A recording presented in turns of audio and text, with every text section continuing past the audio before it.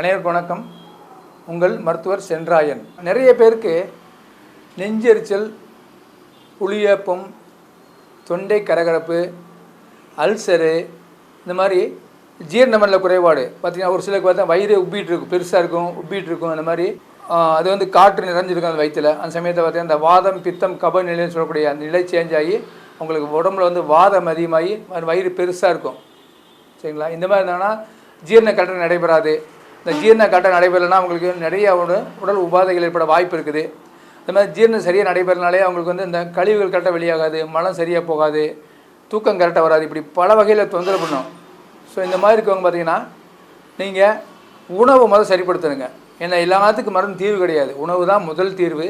அதனால் இயற்கை உணவுகளை பயன்படுத்தணும். அந்த இயற்கை உணவு சொல்லும்போது காலையில் 8-8:30 சாப்பிட்றோம், நேரத்தை சாப்பிடணும். அதே மதியம் அந்த ஒரு 5-6 மணி நேரம் கேப் விட்டுட்டு அந்த ஜீரணமான பின்னாடி பசியானோடனே டைமுக்கு சாப்பிட்ருங்க.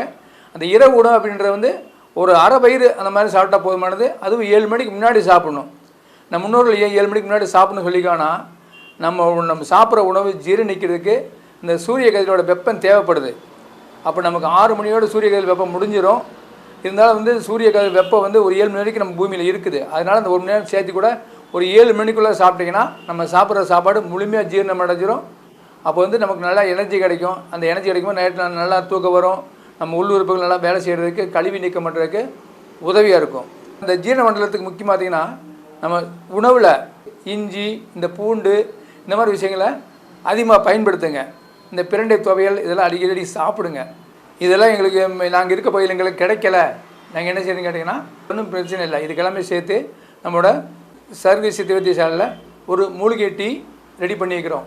இந்த அறுசுவை மூலிகை தேநீரை பார்த்திங்கன்னா நெஞ்செரிச்சல், புளியேப்பம், உடல் சோர்வு, தொண்டை கரகரப்பு, வாயுவினால் ஏற்படும் மூட்டு வலி, அதே மாதிரி முழுமையாக ஜீரண மண்டல பிரச்சனைகளையும் கழிவு மண்டல பிரச்சனைகளுக்கும் தீர்க்கிறதுக்கு ஒரு அருமையான மூலிகை தேநீர் இது.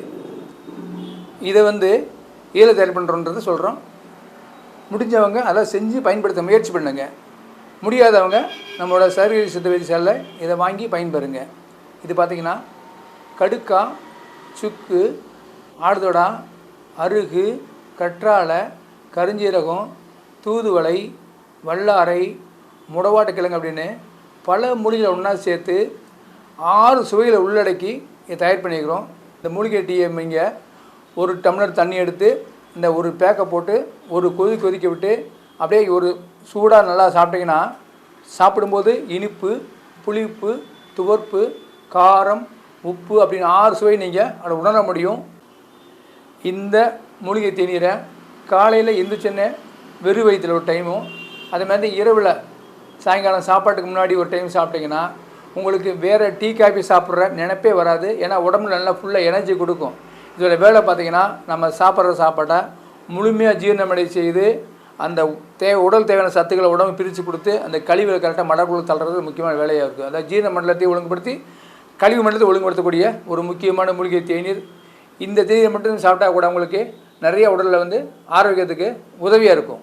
இந்த மாதிரி விஷயங்களை தொடர்ந்து பயன்படுத்தி பயன்பெறுங்க.